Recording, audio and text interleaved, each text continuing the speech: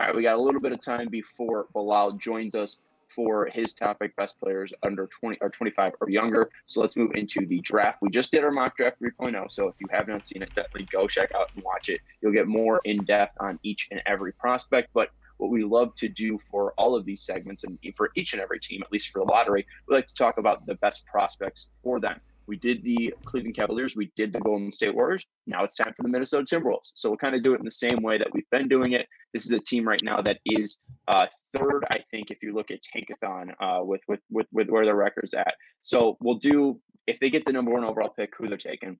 If they get the third overall pick, who they taking, and then we'll do top 6. So pretty much we'll try to figure out. I'm going to throw in a question here, Sean. Are we going to play in their 16th overall pick also? Because this is a team. Yeah, we can do that too. This is the first team we've talked about that has 2 picks. All right, we'll do that. That one won't move, so that one will be a little bit easier. So we'll do the 16th pick. Thank you for throwing it out there. We'll do the 16th pick as well from Brooklyn, and then we'll do we'll just talk about the top 10 prospects really, and if they're in the range of that 6, who they're talking about. So let's start off the easiest spot. We'll start off with the number 1 overall pick. Lottery balls roll out. Ding, ding, ding, ding. Minnesota Timberwolves, number 1 overall pick. Who are they picking? Dave, I'll start with you first.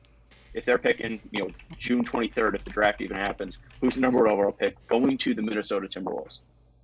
I feel like I should be dumb and just say Anthony Edwards because he's very good. He's a top 3 pick guaranteed, but and he fits a position of need for them.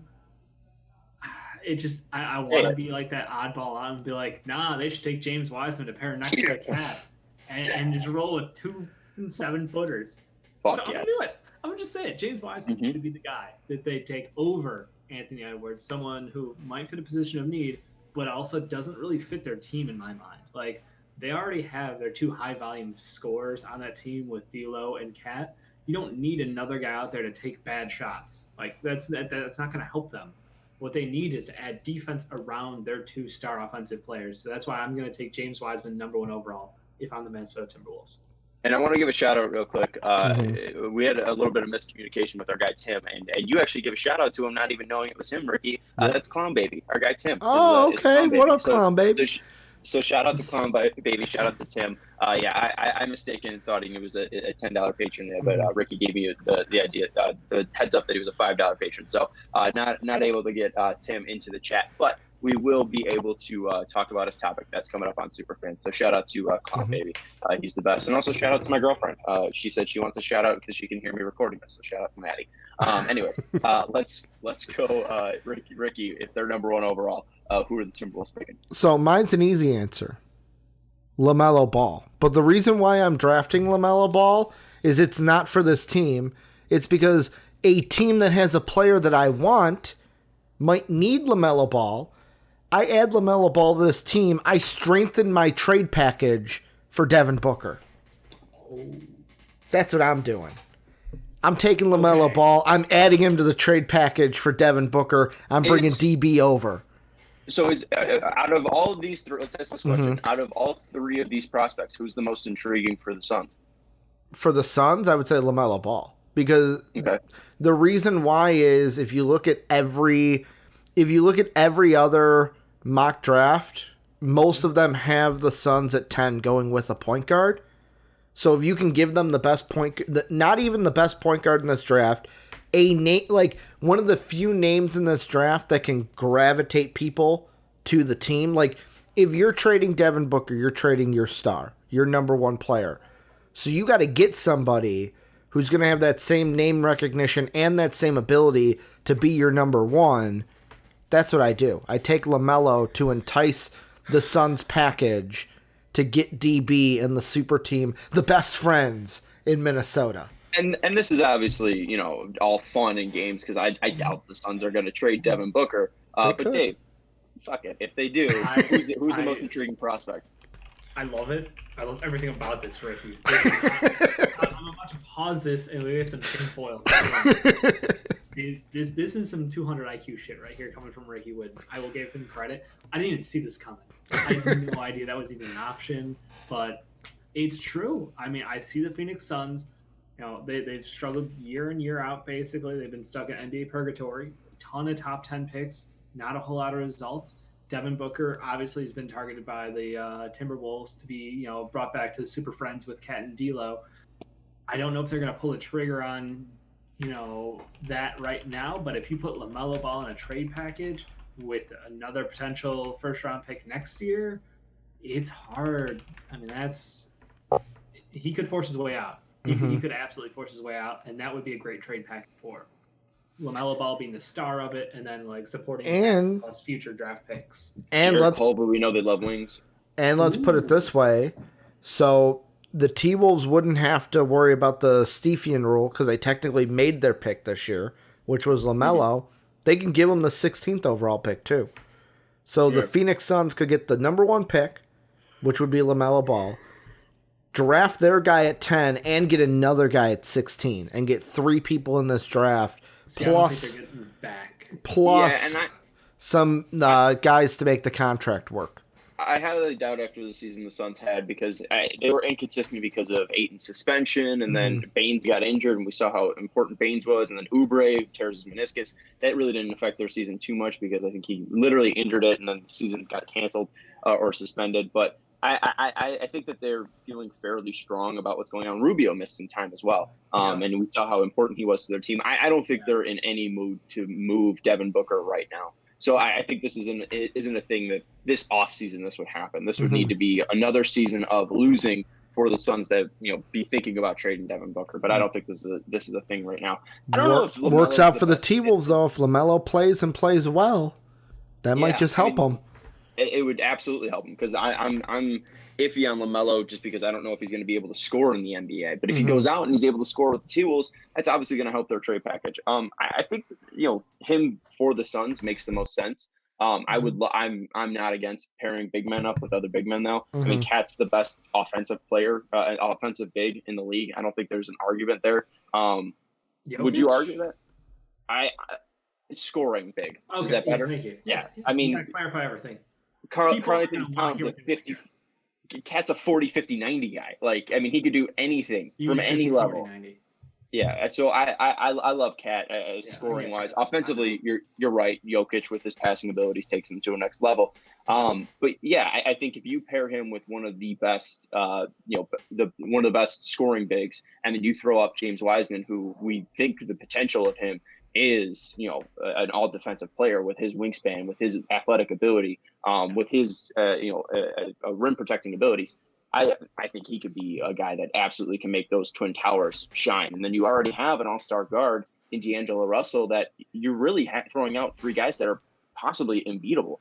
I think that Wiseman has shown enough of a touch as well to at least be a decent mid-range shooter. I don't know if he'll ever be able to stretch it from out from deep, but I would also love to know what he has, what he can do when he has the ball in his hands from out beyond the wing. Is he capable enough to put the ball on the floor and dribble in and attack? If he is, this trio is disgusting. So I think that the potential is something that cannot be passed up by taking Wiseman because LaMelo's an inefficient shooter. You need shooting around Cat to at least give him the space to work and operate. Same with D'Angelo Russell. Those guys are going to thrive off of space. So I would either be whittling it down to James Wiseman or Anthony Edwards. And I know I'm saying, you're talking about, spacing and you're drafting a big man. So obviously I'm kind of, arguing against myself there, but I do think that Wiseman has the ability, at least for a 7-1, to add spacing to his game. And, obviously LaMelo does as well, but I think that LaMelo wouldn't work good off ball, where I do think Wiseman can at least open things up, and he's athletic enough to at least attack from beyond the wing and, from the top as a cutter and a diver off of pick and roll. So I would say Wiseman, and hopefully he's able to develop a shot, which then expands your offense out. But also then again, you could just give Wiseman the space and have Cat play from beyond the 3-point line. So I think there's a lot of options there with this Timberwolves team. But I think at least if you're drafting number 1 overall, I think you got to go Edwards or Wiseman. The argument for if you're trading for Booker is an interesting one, but I would at least go with those 2. Now, any more on the number 1 overall pick, or you guys feel we covered that enough? No. All right, so let's go. Let's say they miss out on a Wiseman or Edwards then. Is there an argument to say anybody but LaMelo Ball if they're not trading this? Is there a Denny Avdia throw in there if they're at 3? Let's say their top 2 guys, at least in my mind, and Edwards and Wiseman are off the board, and they're picking between LaMelo and Obi Toppin and fucking Denny Avdia. If they're in the 3 spot of missing out on the top 2 guys in my mind, and Wiseman and Edwards, what's their route? Where are they going? What are they looking for? I disagree with Tankathon because they have your situation. They have them at 3, and they've got Wiseman 1 to the Warriors. They've got Edwards at 2 to the Cavs, and then they've got Denny at 3 to the T-Wolves before LaMelo goes to the Hawks. If I'm at 3 and Edwards and Wiseman are gone, I'm taking LaMelo Ball still because here's the thing. I know I threw out the trade thing to be spicy, but I still feel like this team, and looking at articles from Wolves sources, they still need a guard in this draft, a point guard in this draft. And I'm not sure I'm going to get one of the top guys. I feel like LaMelo, Halliburton, Hayes, Cole Anthony, and Nico Mannion are going to be gone by 16. That's what I feel. They're all going to be gone by 16. So if I'm not going to get one there, or I am not going to move up in the draft, move from 16 up to get one of those point guards, I guess you can also throw Tyrese Maxey in there for guard if we take the point off of it. I feel like Denny Avdia would be my pick if the T-Wolves were at 4, not 3. Because I would still take LaMelo Ball over Denny Avdia. This is tough because it turns into, do I think there's a better chance that D'Angelo Russell can play off ball or LaMelo can play off ball versus adding in a wing, which they really do need. I mean, I like Jake Layman. I think he's a solid player, but like he's not starting caliber wing in the NBA. So I would agree. Unfortunately, it sounds dumb. I would agree with Tankathon here and take Denny at number 3. I think I'm going for a wing. I'm going for somebody else who, I get it. You take their Euro. It's the most unsure thing of this draft right now. But he has good upside. The problem is, like, I just want to say LaMelo Ball and be like, you know what? In 3 years, he might be something entirely special, and he might grow into his body. He might be able to play the 2 or the 3 and be off ball fine. It's just, do you take that risk versus just taking the plug and play best wing on the board and adding him to your team? And it's tough. Well, it feels like they're in a weird situation because we talked about the Warriors, and obviously they're drafting to then add a guy to a playoff team, right? Yeah. Where and the Cavs, they're fully rebuilding. They can do whatever they want, and they're really in a position to take best player. Where the T-Wolves, I don't think whoever they draft is going to make them a playoff team, but with the guys that they have, at least in D'Lo and Karl Anthony Towns, they're expecting to at least be a better team than what they've been this year. They have higher expectations, even though they're picking at 3, because you have D'Lo and you have Cat. So I think they have some of the weirder expectations. I think you might need to go with someone that you have a more sure ideal of what they're going to be. And Denny is that player. And you said that, Euros are kind of the idea of, the less proven product. But LaMelo Ball played 12 games this year. He looked bad. Or he didn't look consistent at least. He didn't look consistent enough over his 12 games. Anthony Edwards is a guy, too, that he hasn't been consistent throughout his games at Georgia as well. He's been up and down. We don't know what he really is. Wiseman only played 3 games. Denny Avdia might have the case for, at least out of the top 5 prospects, to have the most tape out there to show that he is a proven prospect. There's an argument out there. Even if you have Halliburton at 5, Halliburton got injured as well. We don't know if Halliburton is everything that he's shown. Avdia might be one of the most, he might be the guy with the most tape that we have out there against pro players. So Avdia, I don't think is that crazy to talk about going at 3. I think that if you add him, I'm not a huge fan of D'Angelo Russell as a main facilitator. So if you add Denny Avdia, a guy already with great length, but also the ability to be a secondary facilitator, I think that hides a little bit of the issues that I have with D'Angelo Russell. You're going to bring up the fact that he had 7 assists against Brooklyn. Yes, but that is we talked about Kenny Atkinson's ability to create a culture there and his ability to elevate players.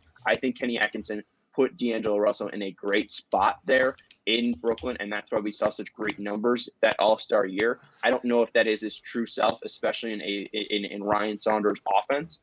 I do think, though, that if you add Denny Avdia next to him, it makes his job much easier, and it helps him become a more of a natural facilitator, and also lets him be himself a little bit more. I think that he is a guy that wants to have the ball in his hands, and his main goal every time that he has it is scoring. And I think Avdia just offsets some issue that you may have, at least facilitating-wise. And then if you have Culver out at the 2, Culver has shown that he can be a facilitator as well in college. So I think it just helps your passing and overall passing. And if you're going to be a team that is going to have guys all around the outside at that 3 position, you have Cat who can pass, D'Lo who can pass, Avdia who can pass, and Culver who can pass, right? That's a very very flowing offense out there for the T-Wolves. I think it just maintains their ability to move the ball. So I like Avdia here. And, again, we're talking about him versus the best passer in this draft in Lamelo Ball.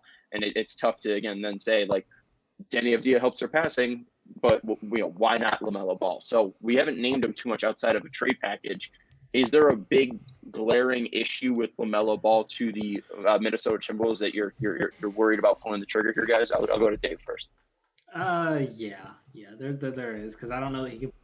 And I know D plays really well with the ball in his hands, and from what we had seen with his time in Brooklyn, I know he only had 12 games playing next to Malik Beasley and the Timberwolves.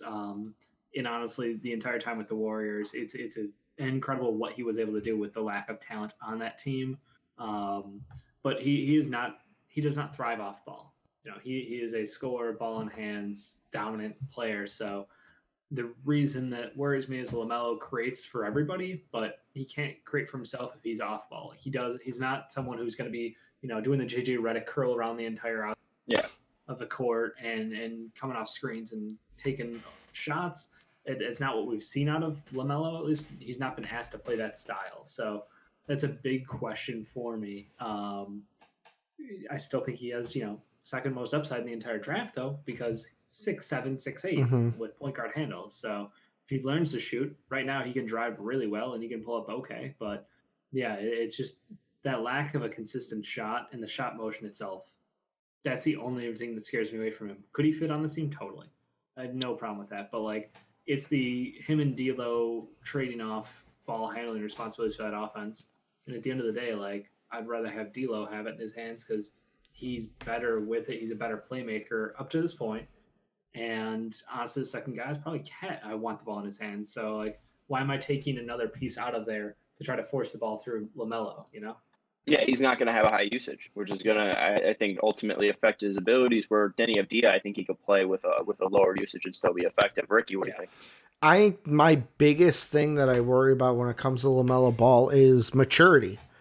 And the reason why I say that is, now we didn't hear anything from his Australian team about him not gelling with guys. That's not what I mean with maturity. It's just the thing that rubbed me the wrong way, and I know some people might think it's minor, but to me it's kind of a little bit of an issue, is when he left the team, and Dave, you told us, it's he didn't tell anyone he was leaving.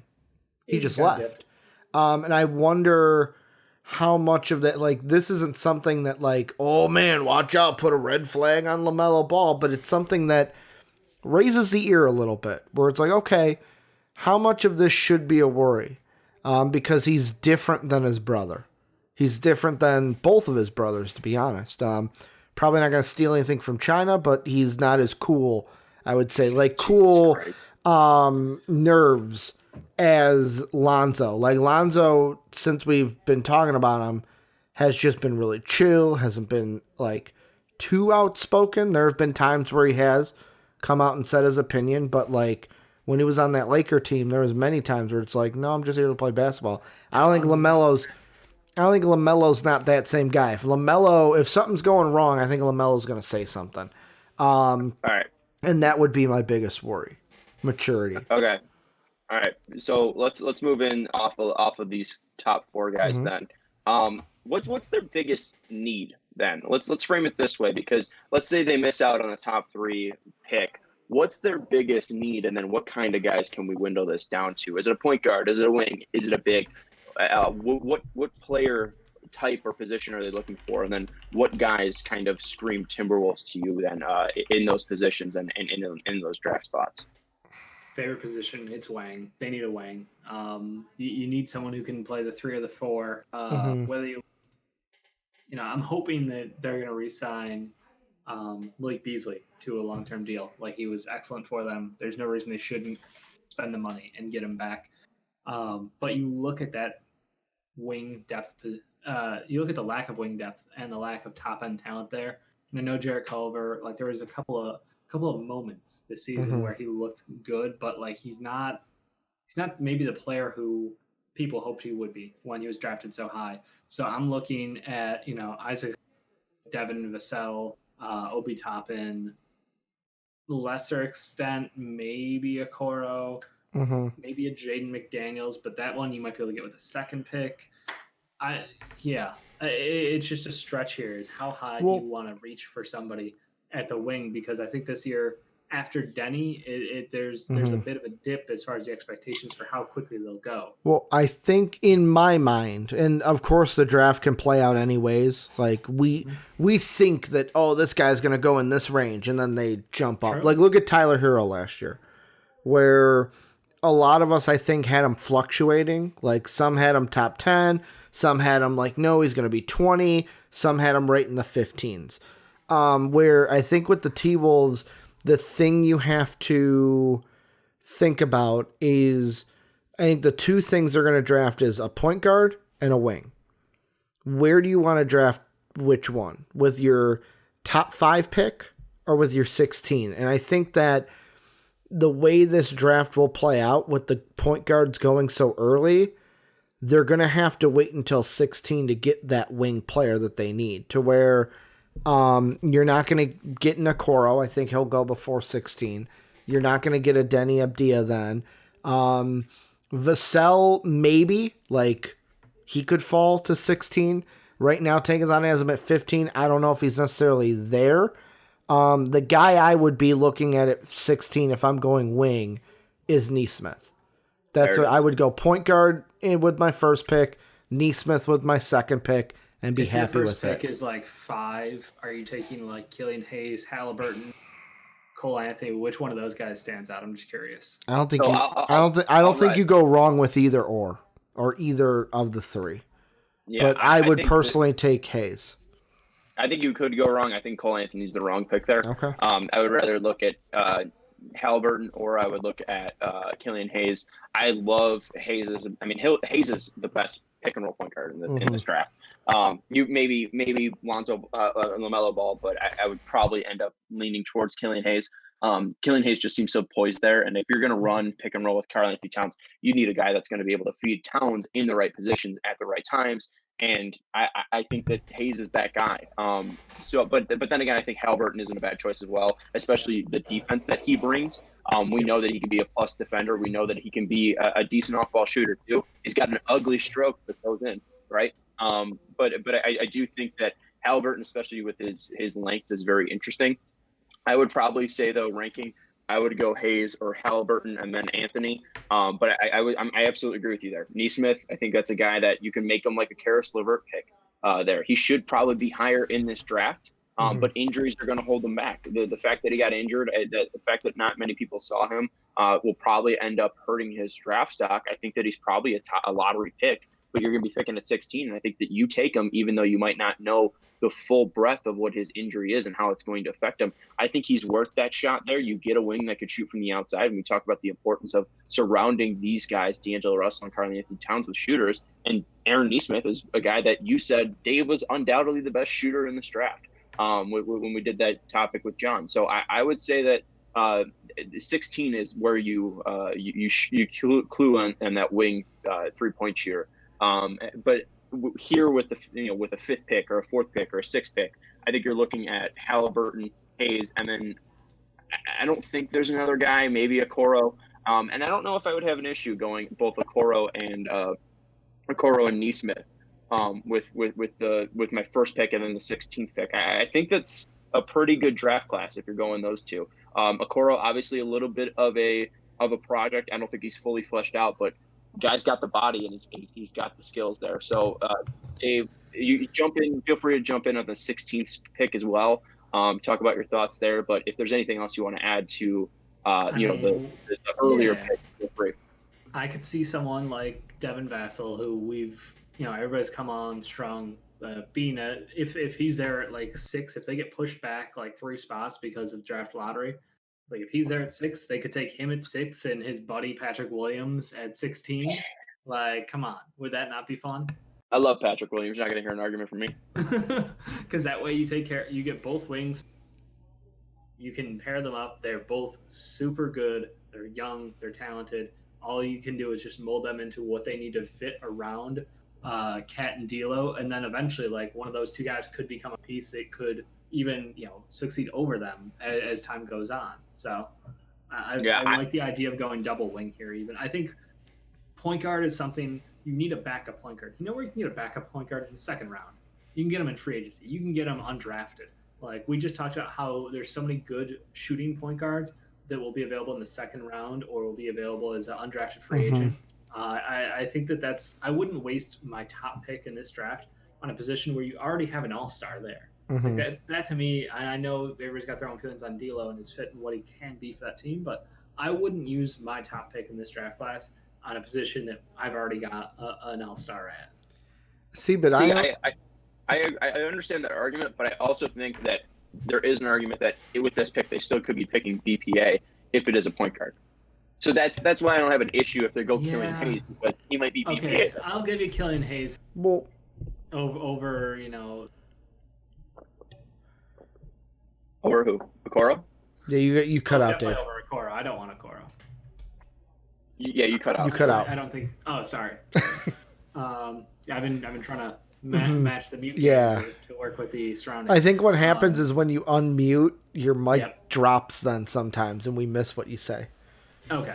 I agree. Killian Hayes, if he's your BPA on the board at 6 and he's there, by all means take him and hope you can flex him out, because that way he can kind of be that, like, if you do have D'Lo out there, he can play alongside D'Lo. If you've got Beasley out there, he might be able to be the point guard for Beasley. Like, he can kind of be that combo tweener to fit whatever you need coming off the bench. I think that wouldn't be the worst thing in the world, but like Okoro, I just don't know if his shot's ever going to get there.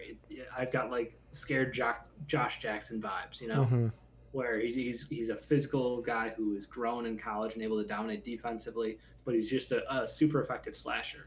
And I don't know if the shot's going to get there. So, well, I got fears.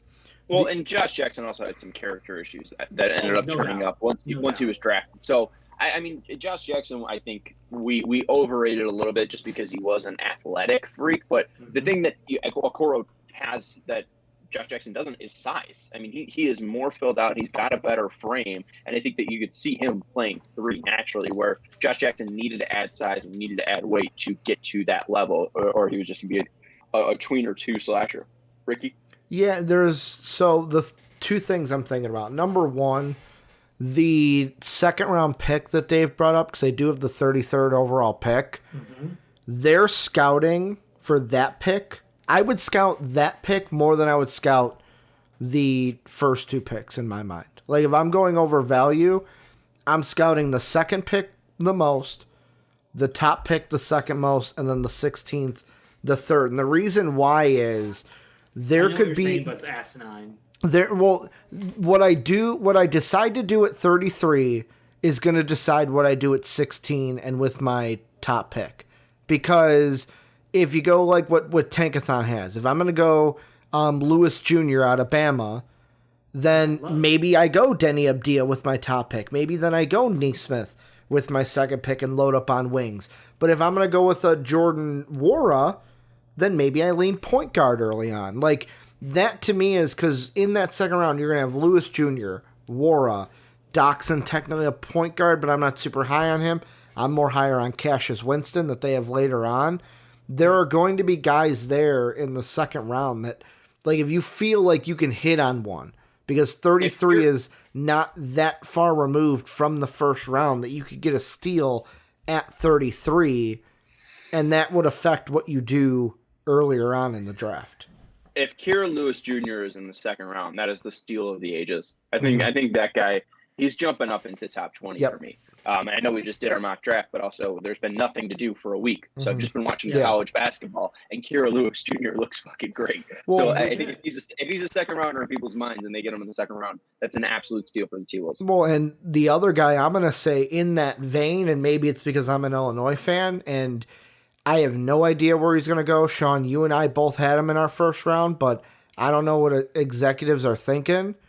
But if I'm sitting there at 33 and Ayo Dosunmu's there, like that's the best of both worlds. I get a point guard or a guy that, yes, he's more ball dominant, but I get a guy who can play the point or play shooting guard on the wing. Like I get a guy who can fit both of those needs in one player. Well, and that's the thing, too, that I talked about with Ayo before. His length is so unique, and he's a guy, too, and we talked about this last week. And, Dave, I'm sorry, we're talking about Ayo Dosunmu again. You have to deal with it again. Guess when his birthday is, by the way. My today? Birthday. No, I didn't know I shared a birthday with Ayo Dosunmu. Anyways, with Ayo, though, I think that he would be a great fit with this team. Not only does he give you that ball handling ability, but I also think he's a guy that's willing to take on any role that's given to him. So I think he'd be a great fit with this team. I think that he'd be exactly what they're looking for there. Any final thoughts about the T-Wolves draft? Is there any guy that we're missing? Any player that they could be adding? Maybe if we want to look at that 16th pick a little bit more, is there a player that jumps out to you? Dave, you mentioned Patrick Williams. The more and more I've watched of him this week as well, I think that he might be a top 10 player. I know that he had limited minutes at Florida State, but you're getting a great body there, 6'8". He seems like a natural shooter, and he's a great defender. He's got great instincts. So I really think Patrick Williams is a guy that can start rising. He might not be available at 16, but if he is, I think that's the guy that I might take even over a Nesmith, because I think he could end up developing into a better overall player than Aaron Nesmith. And you might not get that knockdown three-point shooter that we know Nesmith is, but you are getting a guy that can play great defense, and you are getting a guy that I think could still be a 18-point scorer in this league. Yeah, no, I'm with you. I think it's, for me, I'm completely focused on guys who can be complementary pieces to my, guard big combo of Cat and D'Lo. Like I don't need, like, we have Malik Beasley. I think you're just overlooking him because he was only there for literally 12 games. But I think Patrick Williams can play the three. Yeah, no, I'm fine with him playing three. That my point, Nesmith thing. Malik Beasley's already there, and if they decide to re-sign him, I don't know any reason why they wouldn't do that. Like, they've got money to spend. He's totally under contract. It's not a problem. Like, they don't need to get a two guard. They don't need to get someone who is just pure spacing for them. They can go and get someone like Patrick Williams, like you said, who he's got a ton of upside. He's 6'8", good size. I think he could play the 4 at the NBA level even. I wouldn't be surprised. I'm all in on adding in that wing talent, whether it's either ideally 3-and-D, but anybody who you could mold in a similar vein. So I think they need to attack that.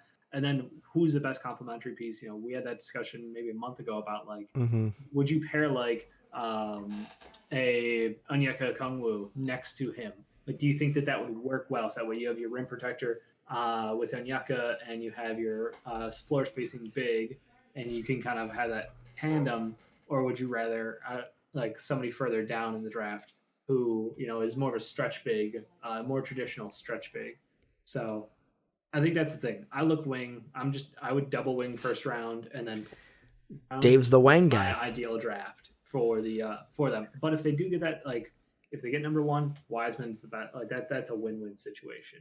But if they do get bumped, from 3 down to 5 or 6, yeah, I'm looking wing. I'm looking Killian Hayes, and then a second wing if necessary at 16, and then that point guard in the second round. All right, I got 2 questions. One's a response. Dave, I don't. The thing with the Nesmith thing, I think he can come off the bench. He's also coming off an injury. We don't know what he can be. So the beat is fine, but you're just getting a knockdown shooter, and he's a guy that you're gonna play 8 guys. He's gonna be one of your. He's a smart guy. To roll out with 8. He's going to be bringing knockdown shooting. So I think he isn't a bad player to have on your team, and that's why I think you would talk about him. But obviously, with that pick, if you're going to have the ability to take a guy with more potential that you can think could grow into a top of the rotation guy, and obviously take him in Patrick Williams. I'm not going to argue and be upset if you take Patrick Williams. But Ricky, the question I have to pose to you: we're talking a little bit about Wiseman here, right? With that number 1 overall pick, but let's say they're at 5. Is Onyeka Okongwu in play here? Is he a guy that you think could fit with this team? We're talking bigs here. Is he a guy that you think could end up being in play for the T-Wolves?